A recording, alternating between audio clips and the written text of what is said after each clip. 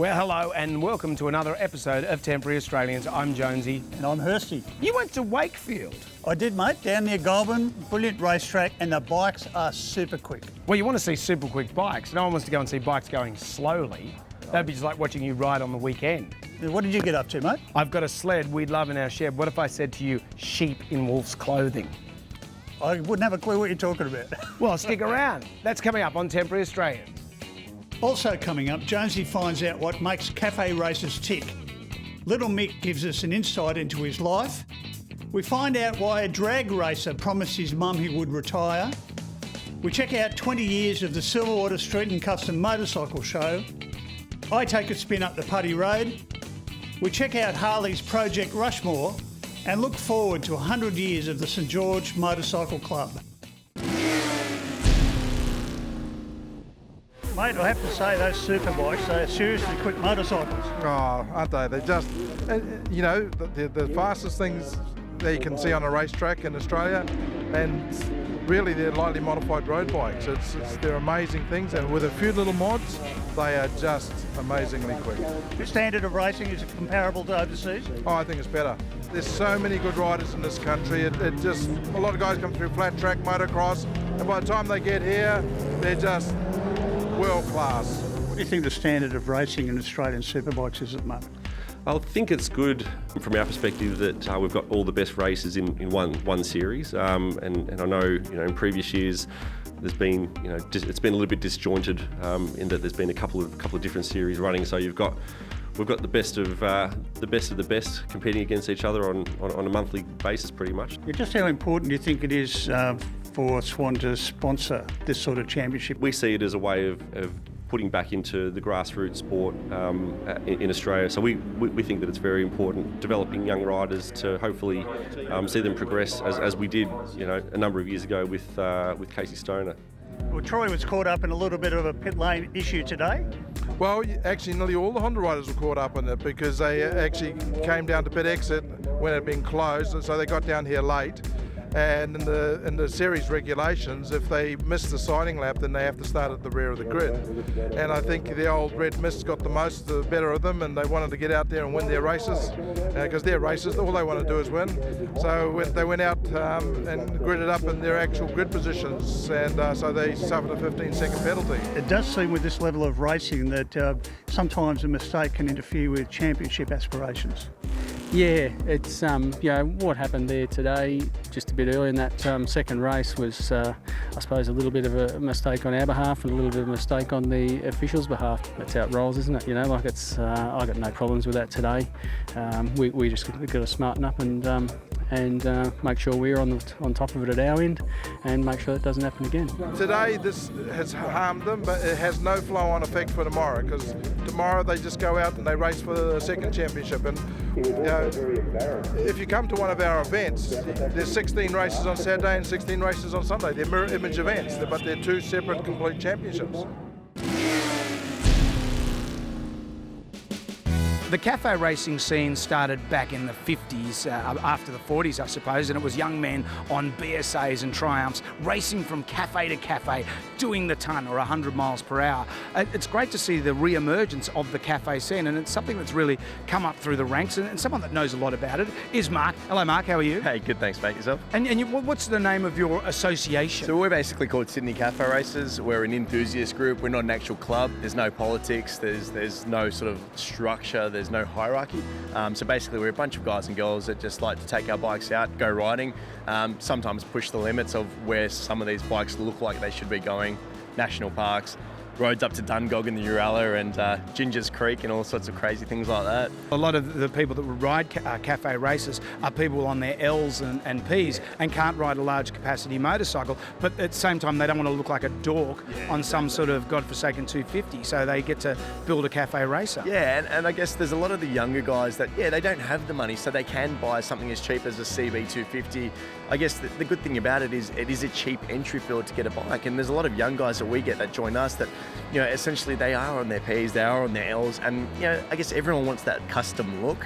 There are many fruits of the cafe pie here today, Mark, and there's some great deal of ingenuity that's been used in a lot of these bikes. Yeah, so we've got 28 bikes on display here. Mate, essentially everything from a little CB125 to we've got a Ducati ST2, which, I mean, most people would sit there and go, well, that's not a cafe racer. And you know, it's a modern cafe racer, but you're absolutely correct that we've got everything here from two-wheeled bikes. We've got a bike with a side cart here. We've got a monkey bike, a postie bike, a couple of the iconic sort of SR4 500s, which have really sort of emerged as being a favourite over the last 6-7 years, and a lot of Thruxtons. I mean, especially sort of the sort of Thruxton that we've got here. And it's a good look as well. You still got the pudding bowl helmets. Yeah, yeah, definitely. It's a lot of the look. You see a lot of the guys that join us come in as normal human beings, and then sort of 3 weeks later they've got the comb overs and they've got the leather jackets, and that's all cool. Each to their own, but the look is definitely still there amongst the group, no doubt. Racing from cafe to cafe for a nice pot of tea. Yeah. In a responsible fashion as well. Yeah, responsible. That's the key word that we're going to promote here, responsible. Thank you, Mark. Thank you.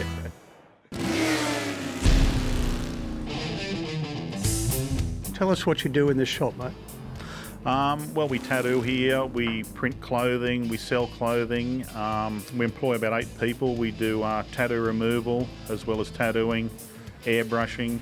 It's more like a motorcycle culture shop than a bike shop, but I'd say 50% of our clientele are hardcore bikers. Now, you're very well known in the motorcycle community for your artwork, not just your tattooing. Is that a big part of what you do?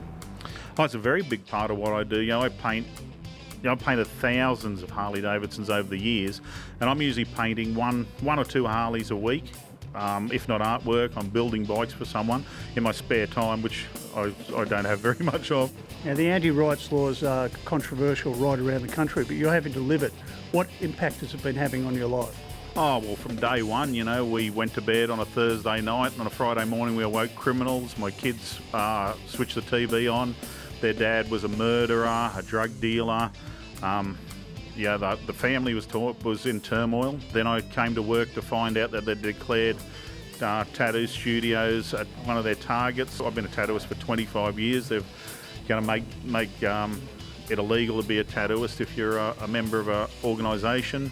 My kids go to a Christian school. It's sort of an upper class school, and I was surprised how much support that they had given us. From day one, they saw how the kids were worried. They saw all the stuff on TV. I'm quite well known down at the schools, and they've shown my children a lot of support, and I've got nothing but respect for the way they've helped us through this. How about your neighbours? How have they reacted? My neighbours have known me for 10 years. They know what I do every day of the week. They see me go to work. They see me come home, see me play with the kids. They know I'm not a criminal. Gordon, how long have you been racing? Only about 9 years. Well, that seems to be a bit of a late start. What got you into it? Wife and I have a blended family of 11 children, so that kept us pretty occupied till into my later years, yeah. I can understand that. Are they happy with you drag racing? They're very happy and very supportive. The only one that hasn't been supportive is my mother. She reckons I've always been a speed demon all my life, and I promised her today was my last day's racing, and she's probably up and died about 2 hours ago. Oh, I'm very sorry to hear that, mate. So she's obviously not going to be able to see the end of your career. Gordon Crawford, 4 hours prior to this race, finding out that his mother has passed away. It's his retiring weekend as well. Can he go around right now? Massive underdog. How did you actually start out drag racing? Is it something you can do on ride days or drag days, or is this something you've got to launch straight into competition? No, this is how I started. Was the Perth Motorplex on a Wednesday night has what they call Whoop-Ass Wednesday, and you can take your road bike, your road car down and just run down the strip. So I had a VTX 1800 Honda, and I thought I'd go and take it down and see how it goes. And I did a few laps and I was happy with it. And the starter said to me, he said, "You old bugger," he said, "you got good reaction time, you should look at doing this." Long story short, I went to a meeting the next weekend. It was the last meeting at the Motorplex, and out came mod bikes running up and down the strip. I said to my wife, "I reckon I can do this." And out came with one with for sale written on it, and I owned it by the end of the meeting, and here we are now. Now, tell us about the fuel bike. This is an individually constructed vehicle. Mm-hmm. It is. The whole bike's handmade from the ground up. So a weekend frame. Jack Romine built the engine basically. It's loosely based on a Harley design. It's 191 cubic inch, and Johnny Vickers from Hawaii Racing in North Carolina put the whole thing together as a package. Took about a year to build. Have you had any trouble with the motor, or have you had to replace it? You have ongoing issues with these things in almost every meeting. You hurt something generally every meeting. You strip the engine down, you're doing a rebuild every meeting. Are you going to miss all that? Not really. Many nights in the shed. I'm sure my wife would be happier for me to be doing other things around home. So you have plenty of jobs waiting for you. Oh mate, I'm sure there's going to be a list.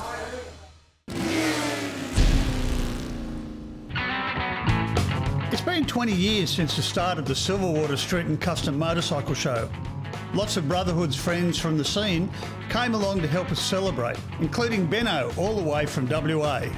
We're in prime posse there as you walked in the gate, and there's quite a few hunter riders rocked up and brought their bikes and displayed them in our stand as well. And just to have those guys get together as a community and chat to one another, and they've got their own forum on the internet where they sort of all catch up and share custom ideas and show what they can do to their bikes.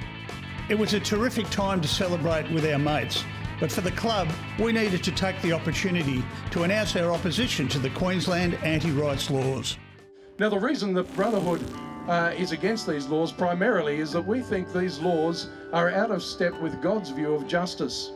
We've put together a position statement on, in particular, the Queensland laws, what we think of them and why we think they're wrong and why we think they're dangerous. What we've done with that position statement is that we've sent it to all the politicians in Queensland, and we've asked them to repeal that law. We have got one response from the Attorney General who's told us to settle down, but we'll keep on pushing anyway. A mate of King's Cross Bikers wrote a song for the occasion, capturing the feeling of many about the anti-rights laws. If we don't stand up for our rights, they'll take our right to stand up for our rights away.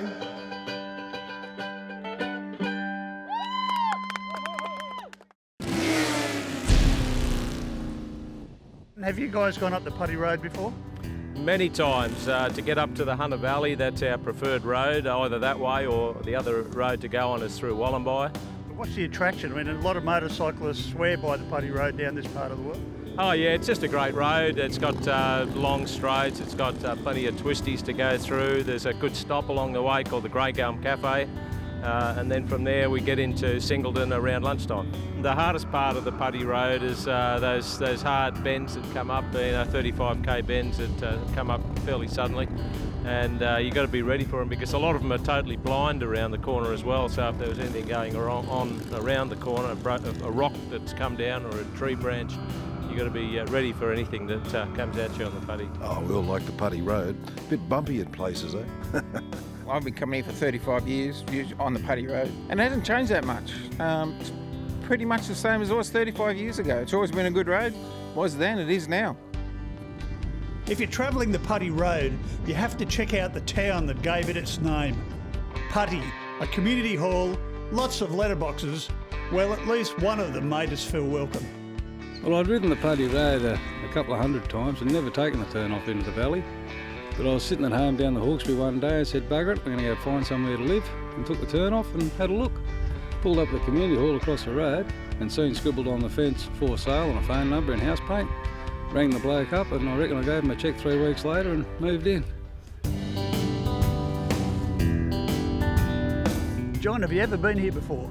That's his first time for me to Fraser's Newcastle. Yeah. You did well finding your way through all the traffic then, mate. Yeah, I just, Google Maps does it every time, It's great.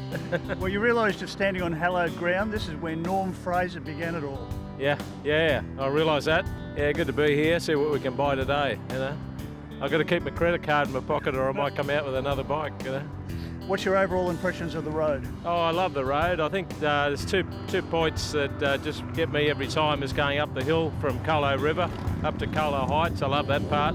And then the last section just before you get into Bulga, where the Cockfighters Tavern is located, just that last road with those bends is fabulous. Yeah.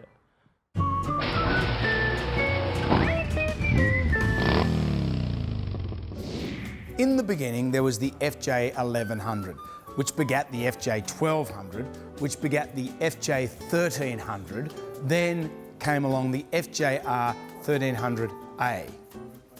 A is for automatic.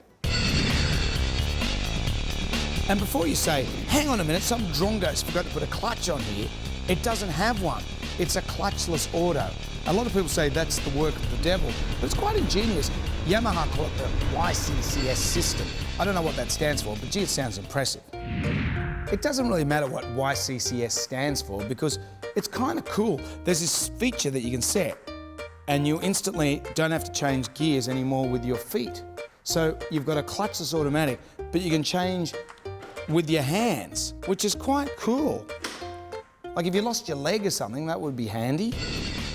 Traditional motorcyclists might not like the clutchless auto, and to be honest, it sort of rattled me a little bit as well, especially when you're changing down through the gears. But after a while, you do get used to it. It's just strange at the lights because neutral is down at the very bottom of the gearbox. To get into first gear, you've got to click up. So you're sitting there not going anywhere. It's also a bit strange when you're doing slow speed manoeuvring. But once you get used to it, it's pretty cool. The thing about the FJR 1300 is our finest ride them around. They didn't like the automatic model though, although the commissioner has been seen riding one. If it's good enough for the commish, well, it's got to be good enough for everyone, really. I must say, I do like all the fruit that comes with the FJR. I like the heated grips, they're cool. I like playing with this windscreen. Dun dun dun dun dun dun dun dun dun dun dun dun dun dun dun dun dun. Isn't that cool? I could do this all day. I better not though, I might run the battery out. Critics might say that the FJR is behind the technological 8-ball, but I think that's a little bit unfair. It's a lot of bike for a little money. And that's why we say that the FJR 1300A is a sled we'd love in our shed. 2014's been a year of, I suppose, consolidation of the touring models. Yeah, look, 14 model year saw the release of our new Project Rushmore platform, which is a complete, re-engineering of all the touring bikes. Everything from water cooling technology for the big twins, and that works really well, increasing horsepower and torque across the range, as well as lower riding temperatures for the customers as well. On top of that, we had great new infotainment centres, Bluetooth technology, touch screens. It's really state-of-the-art for the industry. Things like ABS, reflex link brakes as we call it. That's been great technology, awesome to ride with the link brakes. We've had LED lights introduced on the vehicles. We've had new one-lock saddlebags, bigger capacity in the top boxes, new batwing fairings, more aerodynamic. It's actually got a section in it where you can open to let the fairing breathe better, so you don't get that wind buffeting on the vehicle as well. It's made a huge difference to the platform actually, and we've seen that in a positive reflection on our sales as well, which is great. Dealers are saying that they sold more touring vehicles in the, when we first released it in a few months as what they had in the previous 12 months. So that's a great thing for the brand. Now, when you hear the name St George, you think football teams, perhaps even rugby union teams. But in the southern suburbs of Sydney, there's a motorcycle club that goes by that name. It's been into road racing for a long time. Tell us about your club, mate. The club's been going for nearly 100 years, and we do a lot of road racing and dirt track now. We used to do all facets of the sport, but now we've concentrated on road racing and dirt track. What sort of road racing events do you run? We run the Honda RJ series, which is a series we've been running now since 2002 with the support of Honda RJs and a lot of other sponsors. And we go to Sydney Motorsport Park, we go to Wakefield Park down in Goulburn, and also the last couple of years we've gone down to Crawford in Victoria. What sort of racing do you see at these events? The racing's very, very close. We had a race meeting last year where we had over 200 riders, which gave us grids of 45 and 47 in each of the races. So it's very close, very competitive, and the guys have a lot of fun. Are we talking production motorcycles here? With the St George series, it's basically run what you run. We really don't care if it's modified, we don't care if it's stock standard. We'll put you in a class that you're going to be competitive with, time-wise and safety-wise, but you bring it, you run it, we're happy with that. We have a specific tyre rule, which is round and black, made of rubber, no knobbies. So it's essentially what you take on the road, is it? You just come to the event and you race it round. Are there any qualifications you need to have for racing at this level? Basically, not really. I mean, you need to obviously belong to a club, have a racing licence. Your bike gets scrutineered prior to the event, so therefore anything that's not quite legal, we get fixed up for you. But you can bring your road bike, as long as you've got the glass taken off it and a few things wired up. water in the radiator, no coolant, and all the fellas, if they haven't got that sorted, will help you out in scrutineering, but you can bring the road bike and race it all weekend. With the 100-year celebration coming up in 2015, what sort of things can we expect to see? Well, we'll be doing a lot of what we normally do, but with the 100 years, we'll be having a special presentation night. There'll be a centenary winners in each of the classes, so that'll be a big year in road racing and in dirt track for the St George Club. Forget rugby league, road racing's a go, eh? Road racing's a go. You might fall off, but you don't get as hurt as much. Okay, it doesn't pay as well initially, but it's a good fun sport. You know, Greg, I'd almost swear that was you on that superbike. Sorry, mate, it's a secret. I'm not admitting to anything. A man of many, many mysteries. We'll catch you next week on Temporary Australians. For more details, check out our website, temporaryaustralians.com.au. We'll see you later. See ya. Shiny side up. The mandatory sentence laws are thinly disguised as the VLAD bill. And our right to have a beer with whomever we choose has been taken out of our will. Taking our right away to freely associate. What are we going to do if we don't stand up for our rights? They'll take our right to stand up for our rights away.